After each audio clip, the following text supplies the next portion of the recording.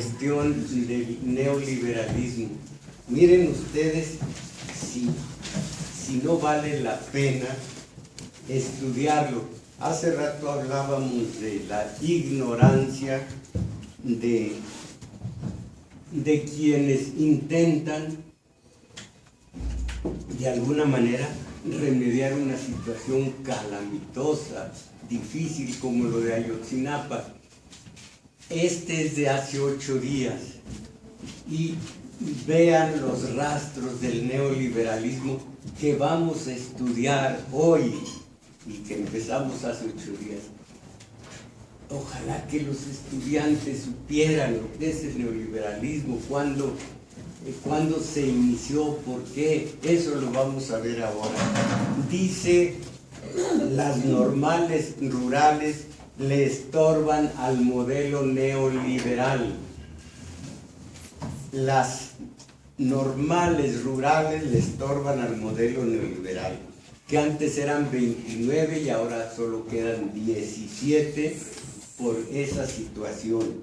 Los gobiernos estatales y el federal han intentado a toda costa cerrarlas o transformarlas en centros, oigan esto, en centros de educación técnica para formar solo técnicos en turismo. La diferencia entre las carreras de la UNAM y cuantas otras, y estas es que solamente forman técnicos para ser empleados en las transnacionales, técnicos de la instrumentación, del instrumento, del equipo de las transnacionales, técnicos, pero aquí técnicos en turismo. Los alumnos de donde salió Genaro Vázquez y donde salió Lucio Cabañas, técnicos en turismo. Entonces, para fulana de tal, Padilla, la universidad privada, bueno, para ella, estas escuelas comenzaron a ser atacadas a partir del gobierno de Díaz Ordaz. Las autoridades las consideran reproductoras de estudiantes revoltosos. La verdad es otra, dice desde Londres esta señora. Esos centros no embonan en el proyecto neoliberal de educación. Con todas estas noticias, vale la pena estudiar el modelo neoliberal, en qué consiste. Pero el gobierno insiste en descalificar a los alumnos mediante campañas de criminalización. Viene haciéndolo desde hace 4 décadas. En general, los medios de comunicación, ya saben ustedes que en realidad debe decirse los medios de acondicionamiento social, que de comunicación. Los medios de comunicación o las instancias de gobierno se han encargado de difundir que los alumnos son una bola de agitadores que no estudian y se dedican al ocio y a secuestrar camiones. Las normales rurales han sido abandonadas porque no entran en el modelo neoliberal, modelo privatizador del neoliberalismo en el que se han montado los últimos presidentes. No caben dentro de una política neoliberal donde el financiamiento a la educación pública y a los derechos de la población que se ganaron en la revolución están recogidos en la Constitución. Aquí está, primero, vimos que en la educación pública el modelo neoliberal se imponía. Después vimos que en otras instancias como el Politécnico estaba, en el plan de estudios, estaba modelado a la manera neoliberal y seguimos con el neoliberalismo. Pero lo que no sabemos es qué es el neoliberalismo, nomás sabemos que es una plaga y hasta ahí. Entonces, voy a decir la historia, no únicamente del neoliberalismo, porque el principio de todo está en la Gran Depresión de 1929. Fue de tal manera decisiva que los pueblos de muchos países, inclusive los gobiernos, comenzaron a tener disturbios, a tener dificultades. Hubo rencores sociales y de tal manera fue decisiva esa depresión en todos los países, sobre todo de Europa, que desembocaron en la Segunda Guerra Mundial. Después de la Segunda Guerra Mundial, que dicen que costó, entre Rusia sobre todo, la Unión Soviética y demás, alrededor de 50 millones de cadáveres, después de eso, los jefes de Estado y de Gobierno se reunieron en 1944 en Bretton Woods. Se delineó allí el nuevo orden mundial con el agio internacional del Monetario Internacional, del Banco Mundial y el Interamericano de Desarrollo, y ahí se planeó el estado de bienestar para que se controlaran todas las inconformidades que habían llevado a la Segunda Guerra Mundial, previniendo que hubiera otra guerra mundial. Dijeron: vamos a suavizar las condiciones del liberalismo clásico, del liberalismo ortodoxo, y entonces se planteó un estado de bienestar, de economía mixta, un estado interventor de alguna manera, que es lo que había evitado el liberalismo. Entonces este estado de bienestar, de economía mixta, se basó en tres pilares, un trípode. Esos tres pilares fueron la democracia cristiana, la socialdemocracia y el neoliberalismo. Todas las tres ideologías confluyen y todas tienen como patrón principal el neoliberalismo. Democracia cristiana, socialdemocracia, terminan en reforzar el neoliberalismo. La doctrina cristiana comenzó, su semilla, su génesis está en León XIII. He leído su encíclica Rerum Novarum. Habla protección al obrero, y dice uno: qué hermosa la Iglesia Católica, que saca la cara por el obrero, pero muy claramente advierte, sin decir a quién, a los empresarios: miren, las incomodidades del obrero están desembocando en el comunismo y en el socialismo. Si no quieren que haya comunismo generalizado, socialismo, huelgas y demás perjuicios para ustedes, vean por los obreros. Es la síntesis de la Rerum Novarum. No conozco 40º año de Pío XI, no lo conozco, pero se cita también como parte de este principio de lo que sería democracia cristiana, ver por los derechos de los trabajadores con base en las doctrinas cristianas que expresaron sobre todo ellos dos, Pío XI y antes que León XIII. Allí fue el principio, allí se nutre la ideología de la democracia cristiana. Parece que no tuvo éxito ninguno. La democracia cristiana en nuestra Iberoamérica ha dado presidentes a pasto. Fíjense ustedes, les voy a poner un ejemplo de demócrata cristiano: José Napoleón Duarte, que junto con Roberto de Abuizón fue el autor intelectual de la muerte de un grande de grandes, Monseñor, el arzobispo Monseñor Arnulfo Romero, que debería él sí estar en los altares aventando al político horroroso que es Juan Pablo tercero, Juan Pablo II, Juan Pablo sabe cuál, Juan Pablo ¿qué? Segundo, eso. Entonces, Óscar Arnulfo Romero, muy grande, y Roberto de Abuizón, justicia inmanente, el que obra mal se le pudren se murió de cáncer. Bueno, el Napoleón Duarte es el que en Washington se arrodilló y besó la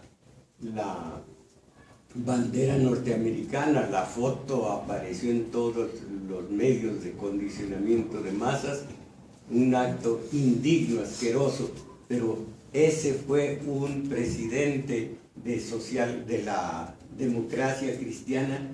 En Chile 4 o 5, en la República Dominicana, en muchas partes.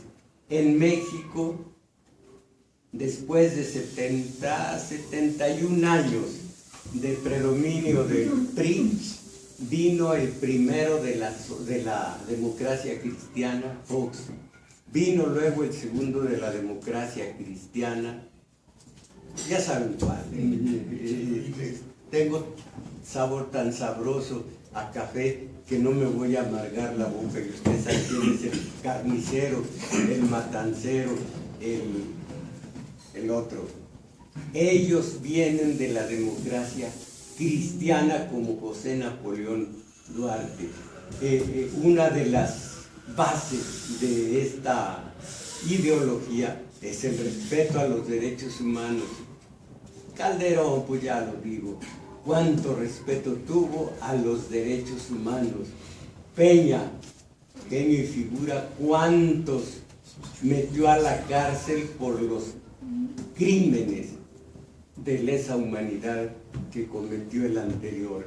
Entonces, esos dos fueron extracción de la democracia cristiana. Tumbaron al PRI. El PRI que tiene en su, lo que se me olvidaba era paradigma, el paradigma de, no recuerdo por qué iba a usar esta palabra. Entonces, el PRI, su paradigma, su lema es democracia y justicia social. Democracia, recuerden que tiene tres grandes vertientes.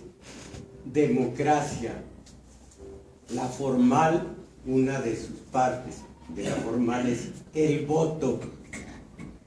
Hay democracia a la hora del voto únicamente si existe paridad, si existe igualdad, salud, si existen condiciones de igualdad entre los contendientes.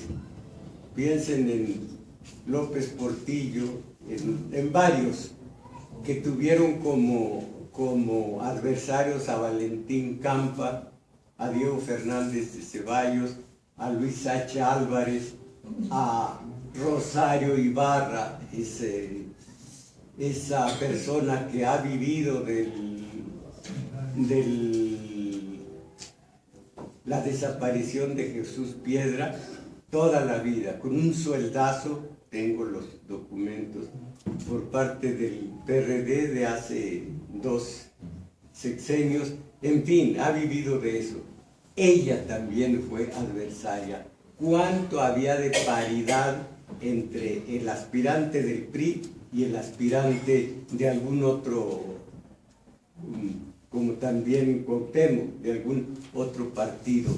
Y dicen los ideólogos de la ciencia política, si no hay igualdad de condiciones, esa jornada comicial no es válida.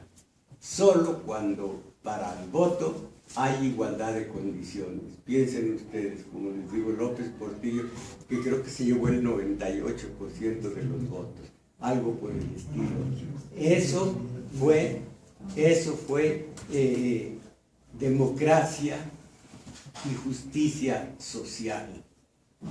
El PRI fue desde Porfirio Díaz se inició lo que sería el capitalismo a la mexicana, capitalismo que es reflejo del capitalismo de Estados Unidos y de Europa, capitalismo. El PRI siempre fue el capitalista, fue el que vio por los grandes capitales, sobre todo piensen en Miguel Alemán. Entonces, democracia y justicia social, de las tres vertientes de la democracia, en la no participativa, sino representativa.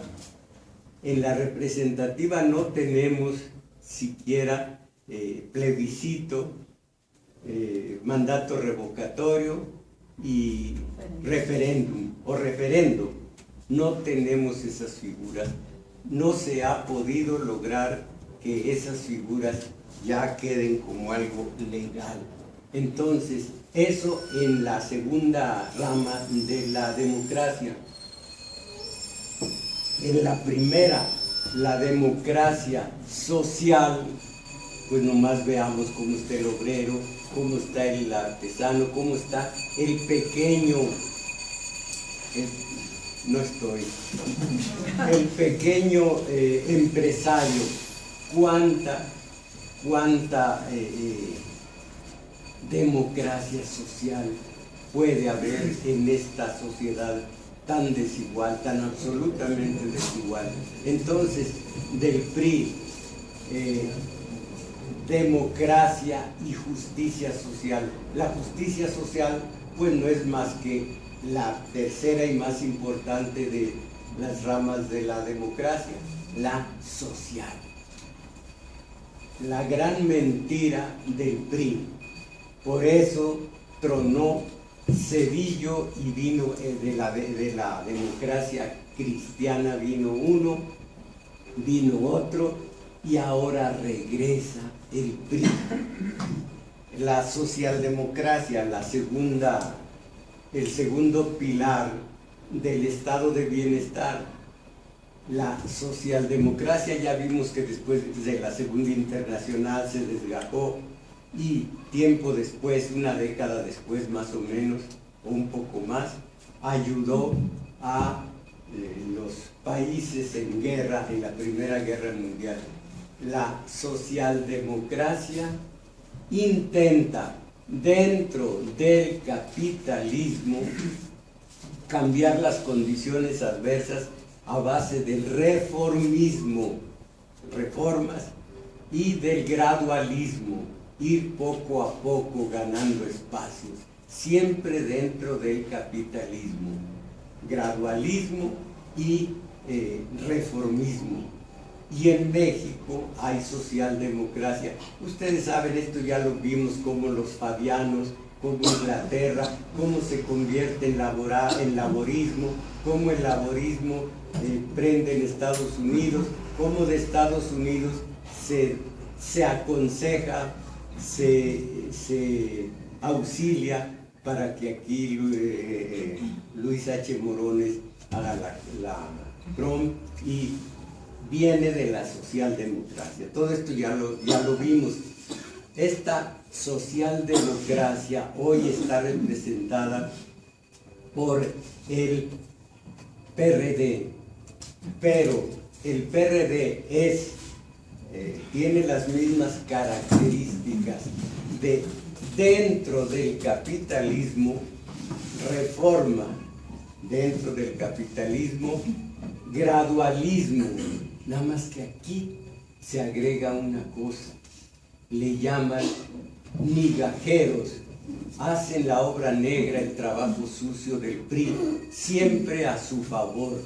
Uno de los asiduos, antes de ser presidente del Ejecutivo Nacional del PRD, de los más asiduos a gobernación, era el adorador de José Alfredo Jiménez, Carlos Navarrete.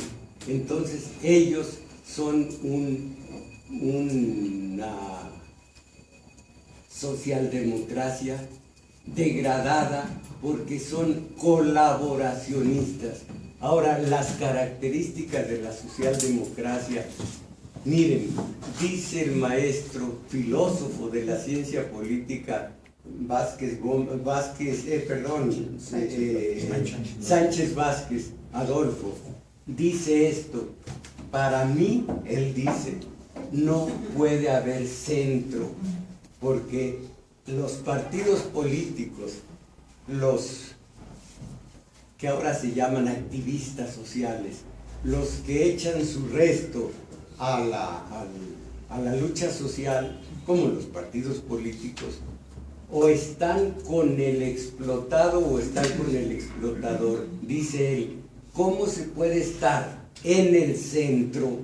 Dice, para mí no puede haber centro en la política, porque o eres de izquierda, porque estás decididamente con el obrero y contra el que se adueña de la plusvalía, o estás con la plusvalía y estás en contra del obrero, pero no puedes estar en el centro quedando bien con los dos. Eso dice Sánchez Vázquez. Bueno, la democracia cristiana es centro derecha y centro izquierda. Es centro derecha porque está con la economía, o sea, con el capitalismo. Está con la moral de la comunidad, con la moral y con lo cultural. Todo esto pensando en la religión, lo cultural, lo moral y lo económico. Y es centroizquierda, lo político y lo social. Ahora esto lo digo yo, me pongo a pensar, a estudiar, estudio mucho esto y digo, es de centro izquierda en lo social, es de centro derecha en lo económico. ¿Cómo se pueden conciliar estos dos extremos, estos dos términos antitéticos? ¿Cómo se puede estar centro derecha con lo económico, con el capitalismo? Y si está con el capitalismo, ¿cómo se puede estar con lo social en la izquierda, centroizquierda? Son términos que, así como Sánchez Vázquez en su eminencia dice, no puedo, para mí no hay centro. Yo, en lo mío, digo, como una democracia cristiana, pienso en Fox y pienso en Calderón y puede venir otro. ¿Cómo puede ser de derecha con el capitalismo y de izquierda con lo social? ¿Cómo se puede partir Mr. Hyde y el Dr. Jekyll? No lo entiendo, pero esas son las características de los tres pilares del nuevo estado social, nuevo estado de bienestar, economía mixta. Antes aquí en el PRI estaba también el estado de desarrollismo, estado estabilizador, desarrollista. Ahora es el estado de bienestar. El neoliberalismo viene del mismo tronco, por supuesto, del liberalismo. Después de la Revolución Francesa, los burgueses, pero aliados del campesinado, había más campesinos que burgueses, votaron de toda la ideología de Locke sobre todo, y de los enciclopedistas, votaron entre la ideología del liberalismo social o del liberalismo económico. El voto favoreció al liberalismo económico. Ahora el neoliberalismo, a partir de la Segunda Guerra Mundial, con miedo de que vuelva a haber esa efervescencia y pueda provocar una nueva catástrofe, un nuevo cataclismo mundial, admite la injerencia del Estado cosa que el liberalismo no, lo redujo a la mínima expresión, pero sigue teniendo del liberalismo el libre comercio, el estar como meta, paradigma, el libre comercio, la libertad personal y la solidaridad, y admite con el estado de bienestar que algunos de los excedentes sociales se repartan entre la comunidad para mantener calmadas a las masas sociales. Admite que haya de los excedentes un reparto para las masas sociales. Acuérdense que aquí, cuando dijo Mencera que había que aumentar 40% el salario, dijeron que se lo ganen, que suban la producción, y de allí viene su aumento salarial. Porque, como les digo, la plusvalía, esa no se mueve, porque el fin último del liberalismo y luego del neoliberalismo es la utilidad, es el lucro. Y dice el neoliberalismo, por encima de cualquier clase de consideración moral está nuestro fin último, que es el lucro, que es la utilidad. Porque dicen que nosotros, un poquito de lo que sea, aunque sea ese horror de café, no, hoy está estupendo, porque dicen que la utilidad vale para la utilidad es lo máximo para muchísimas, para toda una comunidad. Pero si esa utilidad solo beneficia a una persona, está justificada esa utilidad, o sea, ese lucro. El Estado, dice el Estado benefactor, debe seguir teniendo respeto absoluto por la individualidad. El individuo tiene en sí mismo la capacidad para progresar o no, para ser o no ser, para lo que sea. Es sagrado el ámbito del individuo. Acuérdense que esto es lo que en neoliberalismo es una de las chumaceras por las que se mueve el neoliberalismo. El Estado únicamente puede intervenir en la conducta del individuo cuando está afectando a terceros. Es lo único. Fuera de ahí es sagrado el individuo, porque dentro del liberalismo se supone que él es factor de progreso, y ahí está, junto con un individualismo ultranza, que fue una de las bases del liberalismo y ahora del neoliberalismo, está la ausencia de reglas. La única regla es que no hay ninguna. Por eso se dice capitalismo salvaje, por eso se dice de nuevo la ley de la selva en lo que se refiere a la economía. Ausencia de reglas. Aquí, aunque nunca lo dijo Maquiavelo, pero se le achaca a él, el fin justifica los medios, y son razones de Estado, que esto sí dijo Maquiavelo, que hemos estudiado ya aquí. No hay reglas, las reglas las impone el mercado, y tienen como, ábrete Sésamo, como clave para el éxito una sola palabra: competencia.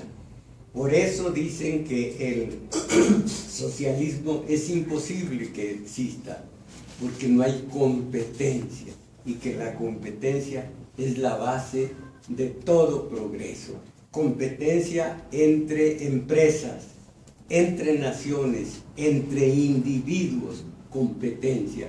Y al final esa competencia la resuelven los precios en el mercado.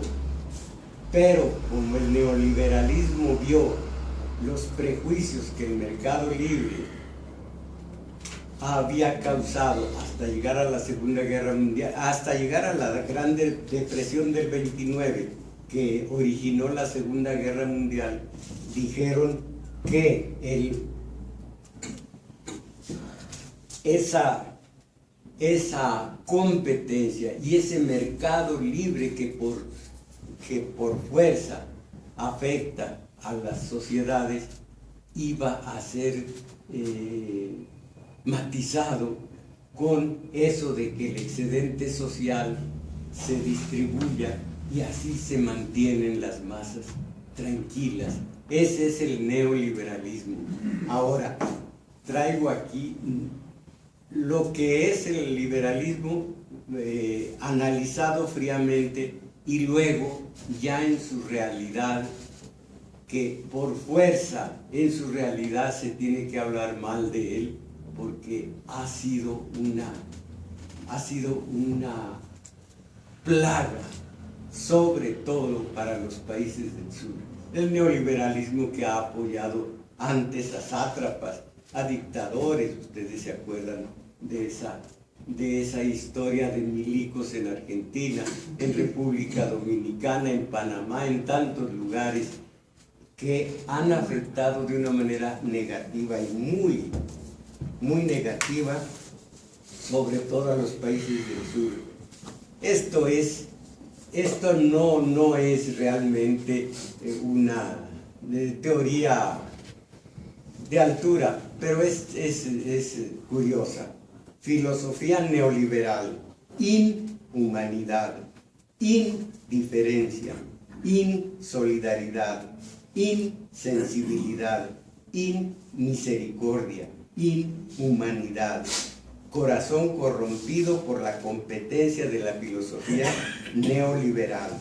Filosofía neoliberal: globalización, competencia, abismo entre débiles y poderosos, integrados y excluidos del progreso económico. El excluido no es nadie, no tiene a nadie, no tiene nada que hacer, no tiene voz, no tiene presencia, no existe. Antes explotación, hoy exclusión. Y arriba, abajo, centro, periferia, dentro, fuera. Dominio es soberbia, autosuficiente, no hay ternura, mundo inhóspito, insolidario, inmisericordia. Esto no tiene el rigor de un análisis de teoría política, simplemente es una síntesis del dolor, de la incomodidad de las víctimas. Entonces, es muy difícil leer estas fotocopias, pero lo voy a intentar. El neoliberal es pragmatista, utilitarista. Vimos de las 4 bases del neoliberal. Es individualista a ultranza. El Estado solo se puede meter en la vida, en las acciones de un neoliberal cuando esté afectando a los demás, mientras no tiene derecho ninguno.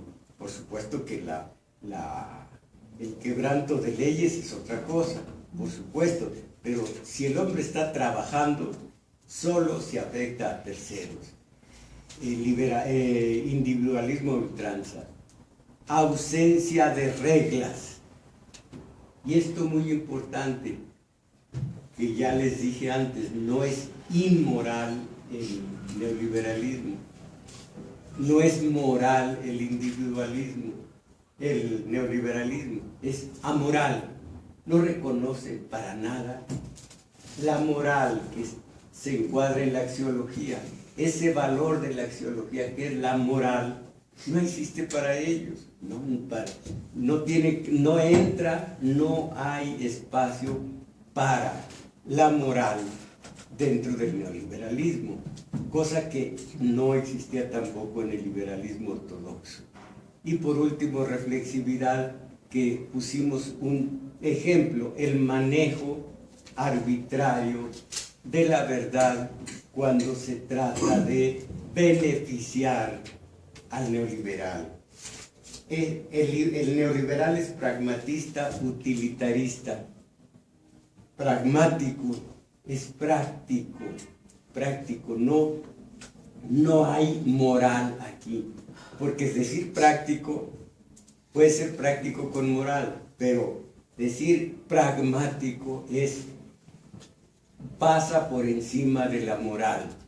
Esto los chuchos del PRD lo conocen muy bien, y les voy a decir por qué. Tienen una filosofía política que viene de Rafael Aguilar Talamantes, el del ferrocarril, que es el más sucio, el más venal, el más traficante de los políticos mexicanos. Él puso las bases para uno del ferrocarril, que era Jesús Ortega, y Jesús Ortega es el mandamás de todos los chuchos.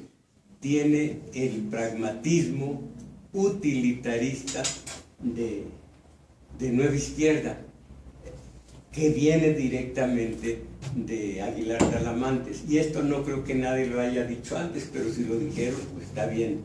Yo dije talamanteros, la talamantería. Viene de Aguilar Talamantes, sucio, pero que era muy limpio en el 66. El que estudie el 68 basándose en la noche de Tlatelolco está fregado. Hay que ver desde el 66 con un Aguilar Talamantes que era un líder muy positivo, pero caramba, el famoso plata o plomo derrumbó a tantos, y al peor de todos fue Aguilar Talamantes, y allí vinieron todos los demás.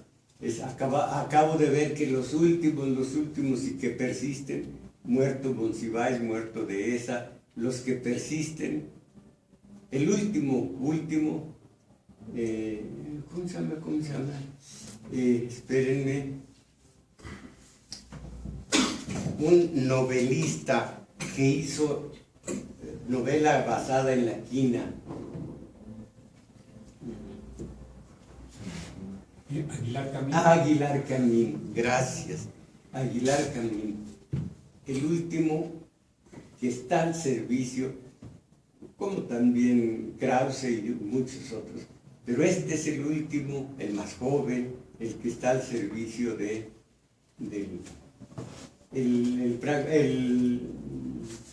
intelectual orgánico. Yo no lo puedo ver porque, hombre, tiene de señora una que fue mi colaboradora, Ángeles Mastretta, fue mi colaboradora en una página que yo inventé. Me dijeron, use una página, y se llamó La Página. Tengo una imaginación. La Página. Era pura cosa cultural, y mi segunda era Ángeles. Y bueno, pero este es pragmático utilitarista, lo de menos es lo de Ángeles Mastretta. El neoliberal es pragmatista utilitarista. Ese utilitarismo se desemboca en esa palabra, utilidad, que es lo mismo que lucro. Lo demás es lo de menos. Allí está la clave de todo, la plusvalía, el plus producto que hemos analizado aquí, y que es terrible cómo pueden hacer que trabaje unas horas más el obrero, horas gratis, y que eso sea para estos. Con razón se enriquecen. Ese fenómeno es entendible con el plus producto, la plusvalía. Siguen ellos detentando la plusvalía como pragmático-utilitaristas que son. El neoliberal ama la libertad individual y busca que el Estado la garantice y la fomente, protegiendo la libre autorrealización personal de cada sujeto. Es lo que decíamos, el Estado, en este caso el de bienestar, el de economía mixta, no tiene ningún derecho a meterse con el individuo si no viola las leyes y si no está perjudicando a terceros. Esto viene desde el liberalismo y lo continúa el neoliberalismo. Fíjense ustedes que fue liberalismo económico como lo resolvieron, votaron y ganaron la votación, el liberalismo económico, dejando de lado el liberalismo social. Vino el 29, vino el 45, cuando se terminó la guerra, y dijeron nunca más apretar a la sociedad civil con el libre mercado que la perjudica tanto. Ahora el neoliberalismo prendió todavía más. En 1989 cae el muro de Berlín, cae la Unión Soviética, empieza a cobrar $300,000 Gorbachov por conferencia para decir cómo lo fregó. Viene después un borrachísimo que se llama Yeltsin, Boris, borracho, que maneja, dirige orquestas cuando está bien borracho. Y detrás de él, para que no se oiga desentonada la cosa, está el verdadero, pero que no lo vea Boris y dice, ¿qué tal lo hago? Hay un libro de Boris Yeltsin en donde dice, tengo muy poquito he hecho muy poco dinero, no soy ladrón, me gustan 2, 3 vodkas, los revuelvo con tequila, eso no lo dijo él.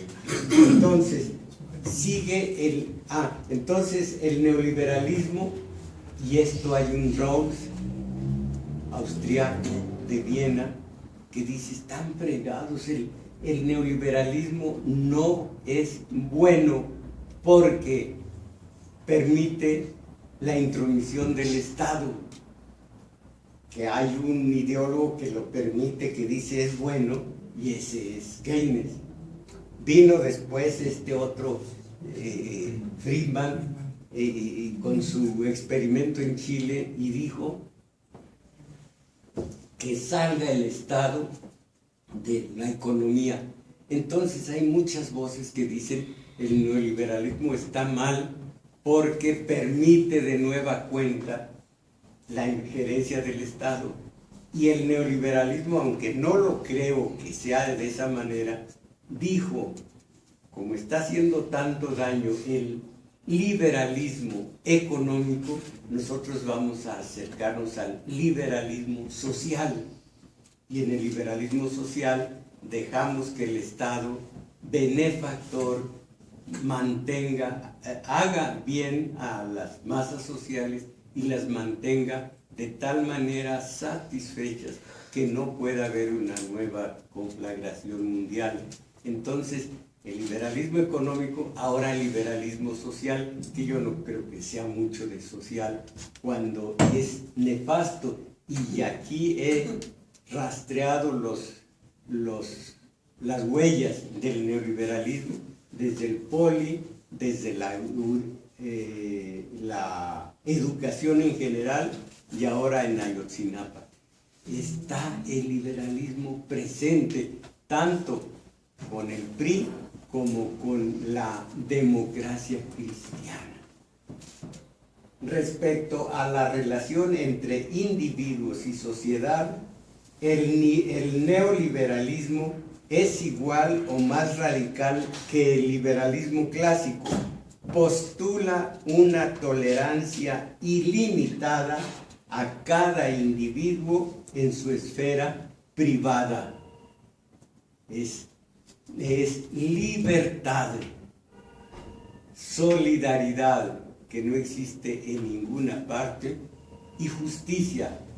¿Alguien se acuerda lo que es justicia para el neoliberal y para los hechos? Lo comprueba la realidad. ¿No se acuerdan? Justicia para el liberal no es igualdad, es imparcialidad. Y entonces, de los tres postulados máximos de la burguesía, que fue luego liberal económica y que ahora intenta pasar por liberal social, el neoliberalismo, desde entonces el liberal tiene esa máscara de libertad, ¿cómo se llama? Justicia y solidaridad, pero dentro de esta solidaridad, a ver si le llego a donde está esta anotación, no permite la igualdad más que en lo que se refiere a las leyes. Allí sí quiere la igualdad. ¿Se acuerdan de la expresión que dije hace 8 días? Igualdad ante la ley. Fíjense cómo hace a un lado la fraternidad. Queda libertad y queda igualdad. Libertad en economía. El que puede hace más que el que se atonta. Libertad en economía. Igualdad que no es, justicia que no es igualdad, que es imparcialidad. Se está destruyendo ese andamiaje de la utopía que surgió de la Revolución Francesa. Ya quien habla de fraternidad, igualdad ante la ley, libertad para el comercio. Entonces, la igualdad, la libertad, todo esto hace que simplemente sea imparcialidad. Leo el final de esto. El neoliberalismo implica nuevos patrones de acumulación y de dominio capitalista, extendiendo mecanismos de planificadores que favorecen la injerencia de grandes potencias en los asuntos internos de otros países. A la vez desregula las economías de los países subdesarrollados y logra mayor subordinación del Estado al mercado. Todo esto se une al establecimiento de una pseudodemocracia que reduce las libertades políticas al voto. Esto es importante porque los neoliberales dicen: ya hay participación ciudadana, ya les dimos el voto. ¿Y quién de estos estudiosos dijo: las masas votan y luego siguen obedeciendo? Las masas votan y siguen obedeciendo. Dice que reduce las libertades políticas al voto con elegir a autoridades de gobierno, al tiempo que preserva y coadyuva a renovar los patrones de acumulación capitalista y los ajustes estructurales que dan mayor aire al sistema a costa de una mayor polarización social y de imitación, ¿no?, a los grandes derechos económicos y sociales a la mayoría de la sociedad. Imitaciones a los derechos. Está muy maltratado como para leerlo de corrido. Buscaba yo una frase que es definitoria.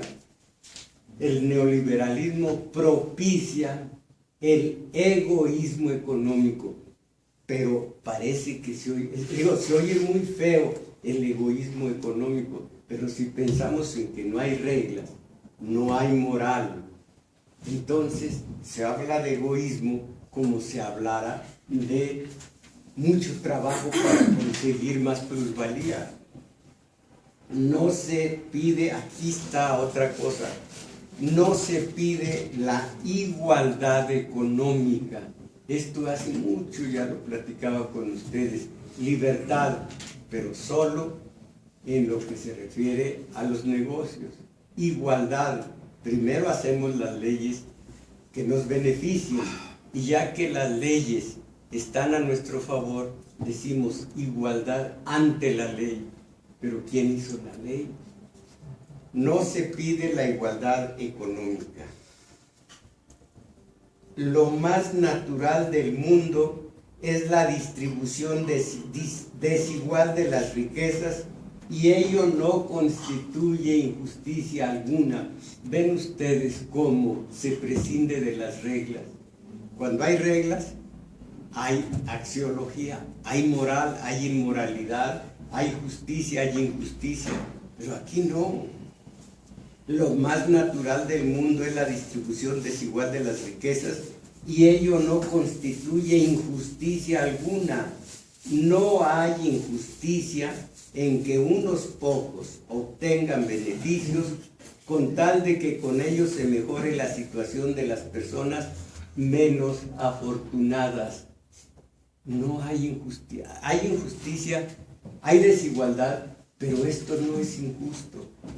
Una última cosa, mientras que la distribución del ingreso y de las riquezas no necesita ser igual, tiene no obstante que ser ventajosa para el neoliberal. Al mismo tiempo, tiene responsabilidad de que sea accesible para todos. Dejemos las cosas como están actualmente, dicen los neoliberales, con el reparto desigual existente, para no perjudicar al menos a una persona poseedora o explotadora. El bienestar, esto es bueno, el bienestar del grupo es la suma de bienestar individual de cada uno de los miembros del grupo.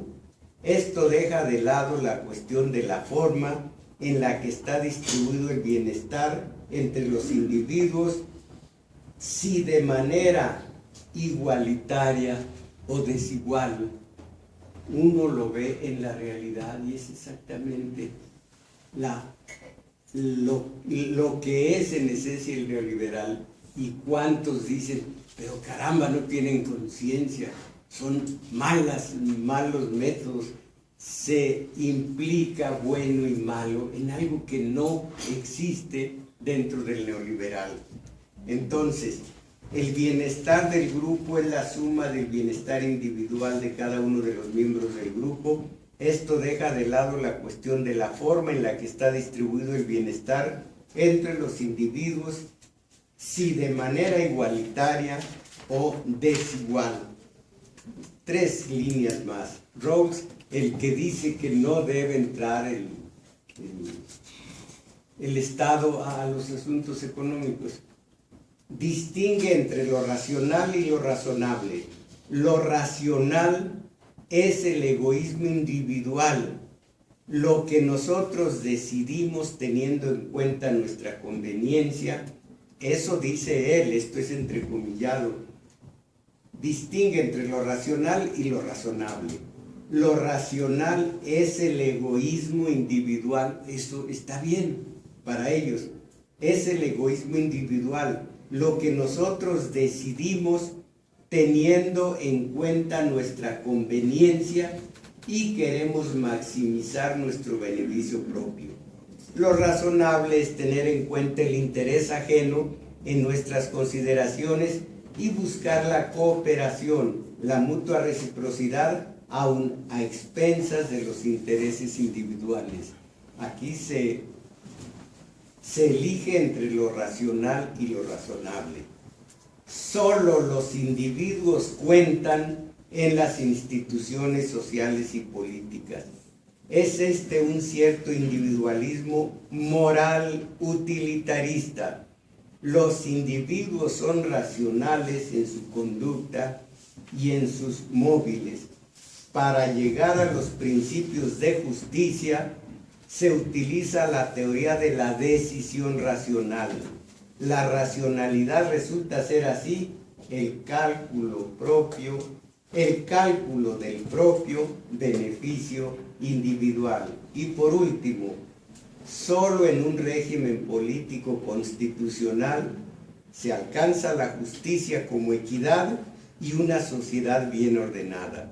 Por eso se habla tanto del Estado de Derecho.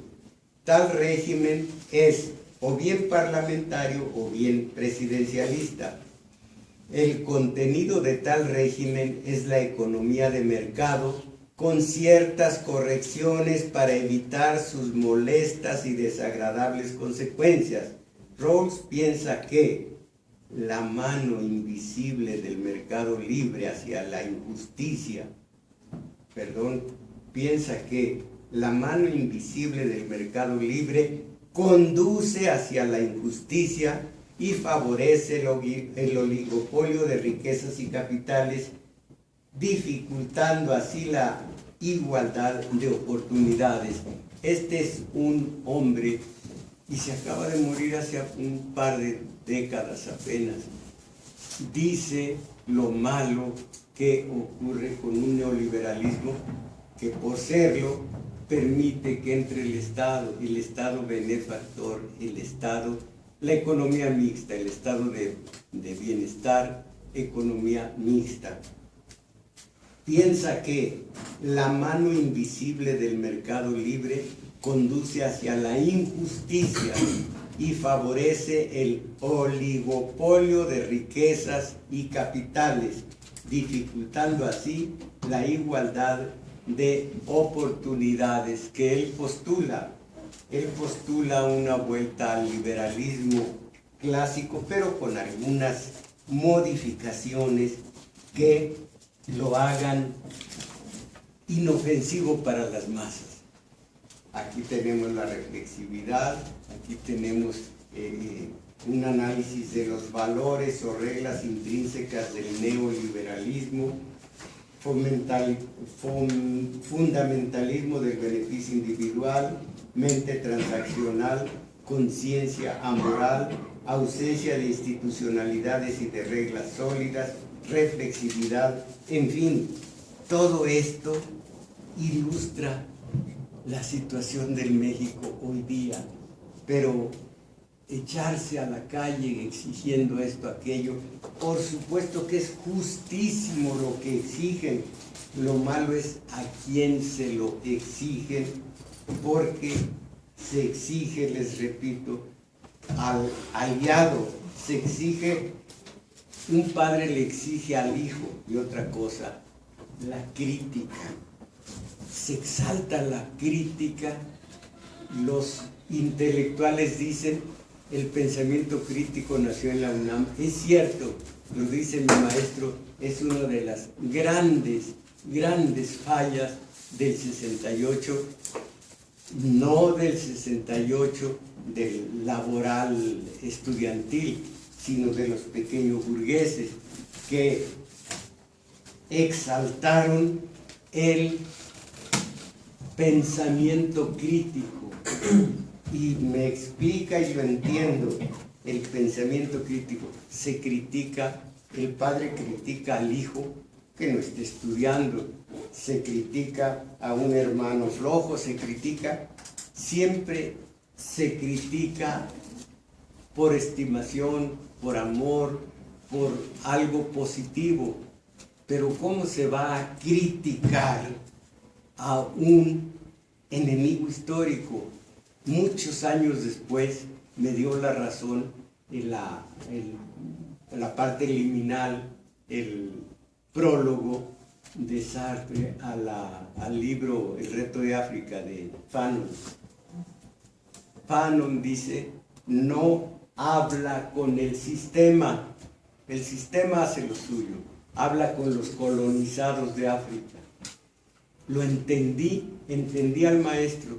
La crítica no sirve, porque el que critica al Estado, vamos a decir al gobierno, cree en él, lo estima.